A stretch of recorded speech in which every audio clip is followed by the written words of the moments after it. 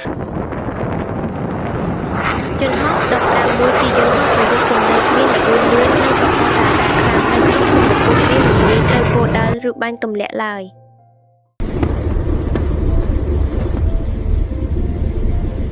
យន្តហោះ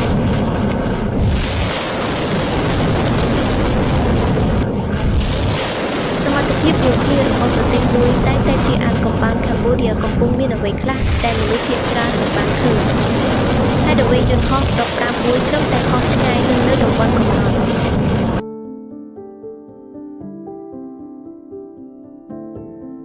ដោយហេតុផលមនុស្សធម៌ប្រទេសថៃត្រូវតែបញ្ឈប់ភ្លាមសកម្មភាពឈ្លានពានវិបត្តិមនុស្សធម៌កំពុងបង្កការឈឺចាប់ដល់ប្រជាពលរដ្ឋស្លូតត្រង់មិនថាមានហេតុផលអ្វីក៏ដោយអំពើឈ្លានពានក្រោមការគាំទ្រពីអំណាចចារប៉ាត់នៅពីក្រោយឆាកមិនអាចគេចផុតពីតម្លៃដែលត្រូវបង់បានទេឆាប់ឬយឺតពិភពលោកត្រូវការសន្តិភាពមិនមែនសង្គ្រាមដើម្បីពិភពលោកមួយដែលមានសន្តិភាព